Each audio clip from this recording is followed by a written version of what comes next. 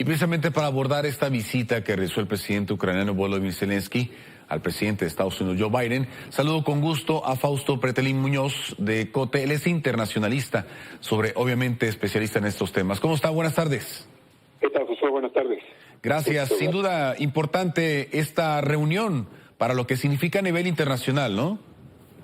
Así es, José. Es una visita cuyo mensaje va directamente al presidente ruso, Vladimir Putin, en el sentido de que casi un año después del inicio de esta invasión de Rusia a Ucrania, pues Estados Unidos está abrazando a Zelensky justo en el corazón de la política de Estados Unidos allá en Washington, tanto en el Congreso como en la Casa Blanca. Y lo hace de una manera emotiva, pero también comprometedora. ¿Qué es lo que se puede hablar de riesgos para los demás países aliados en este conflicto?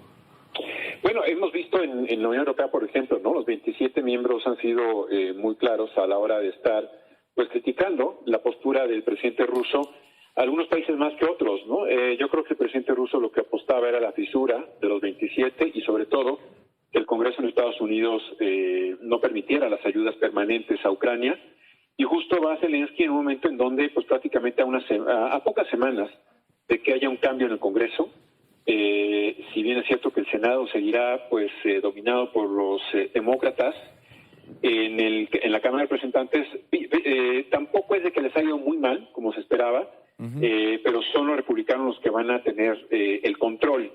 En ese sentido, creo que esa ha sido la apuesta del presidente ruso, es decir, dividir, fisurar para que de alguna forma cesen ya las ayudas hacia Ucrania.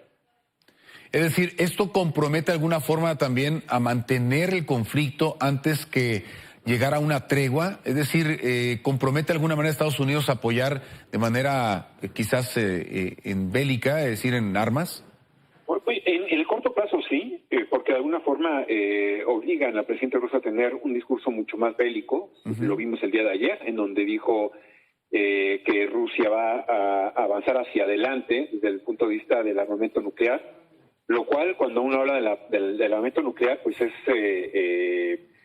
generar un poco más de estrés y de miedo, ¿no? Yo creo que ya hacia finales de enero, cuando se cumpla un año de la invasión, pues lógicamente tendrá otra vez que venir esta idea de cómo negociar, quién tiene que dar el primer paso y quién tiene que perder o ceder, ¿no? Y ahí, y si ustedes recuerdan, hace un par de semanas, Henry Kissinger, ya prácticamente a sus 100 años de edad, propuso un plan o un acuerdo en donde parece ser que Rusia no lo ve tan mal. Simplemente hay que convencer quizás al presidente ucraniano. Ucrania en estos momentos, como le ha ido recuperando, ¿no?, el terreno que perdió desde el 24 de enero del año pasado, pues se siente mucho más fuerte, más desde el punto de vista estratégico, más líder que el propio ejército ruso, ¿no? Entonces a corto plazo va a ser difícil que Ucrania repliegue su ejército y diga que sí vaya a negociar. Ahora, esto abre también a que otros países pues tengan también esa alianza o también esa división o esa línea, ¿no?, de despegarse también de Ucrania. ¿Quiénes serían o qué países pudieran reunirse a esta amistad con Estados Unidos? Bueno, a ver, yo creo que se mantienen unidos muchos de los países de la Unión Europea. Sin embargo, sí hay algunas señales desde Alemania o desde Francia, desde algunos lugares en Europa, en donde dicen, oye, hay crisis económica, viene el invierno, todos han puesto de su parte, es decir, el precio del petróleo ha subido, la gasolina, la inflación ha crecido, las cadenas de producción se han ido trastocando, y eso ha generado un malestar en términos de operaciones y de dinero, sobre todo la inflación en Europa y en varias partes del mundo, incluyendo Estados Unidos. Entonces, tiene límites. Yo creo que la visita de ayer de Zelensky precisamente trata de convencer, ¿no?, a los países aliados de Ucrania para que continúen cediendo, ayudando, ¿no?, tanto en dinero como en armas a Ucrania. Si usted se fija, el mensaje es, esto es una inversión por la democracia, no es un gasto ni una dádiva que se le da a Ucrania. Entonces, creo que esa es la apuesta que tiene Zelensky, porque el dinero es escaso y ya después de un año vendrá una reconsideración en los parlamentos en Europa y lógicamente en Estados Unidos, porque los republicanos ya han alzado algunas voces en el sentido de que se llega el momento de que ya no se puede ayudar a Ucrania.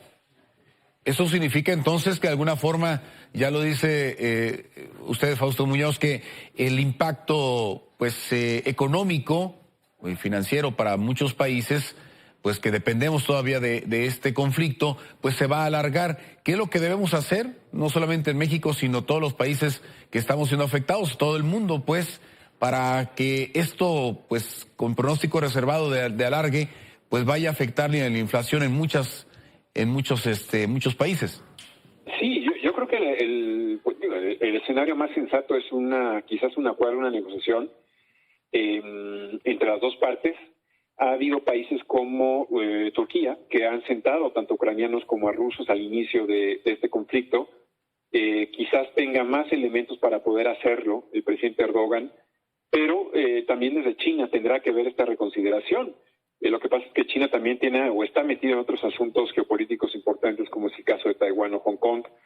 El tema en términos generales como país, en el tema de México, en el caso de México, bueno, pues está en el Consejo de Seguridad, pese a que ya está por terminar la permanencia de México, pues está digamos que esta postura, ¿no?, que se ha ido trabajando y es primero el cese de la violencia, que eso es quizás es lo más importante, que ya no se pierdan vidas, y como acto seguido es la parte económica, que también está pues generando muchos problemas desde hace casi un año. Entonces, pues es trabajar en varias mesas, ¿no? Desde una de ellas es la negociación y otra parte es la parte económica.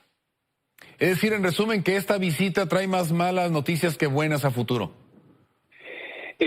A ver, no sé si traigan negativas. Yo creo que esta visita de Zelensky trata de enviar un mensaje al presidente ruso diciendo: Estados Unidos sigue conmigo, y eso hace enojar evidentemente a Rusia. Claro. Y evidentemente también hay que voltar hacia Europa, porque Europa es quien está pagando más los platos rotos allá en esa región, no tanto Estados Unidos. Estados Unidos, digamos que pone el ángulo geopolítico, pero Europa pone la parte económica. Y entonces, no digo que Estados Unidos no lo haga, pero el más perjudicado o el más amenazado son los países que hacen frontera con Rusia, es decir, los países bálticos, Lituania, Estonia, obviamente Polonia, y las contradicciones de Hungría, que Hungría pues le quita fuerza a la Unión Europea porque el presidente húngaro está mucho más quizás cercano al presidente ruso que las posturas conjuntas de Europa. Pues está interesante y veremos entonces cómo se van comportando, y sabemos que aunque esta fue una visita sorpresiva, pues no dudamos que vaya a haber otras sorpresas en días posteriores, y que bueno, ya casi un año de que inició este conflicto de manera bélica. Bien, Fausto Muñoz de Cote, muchísimas gracias por estas impresiones y tus reacciones. Hasta pronto, José. Igualmente, gracias, buen día.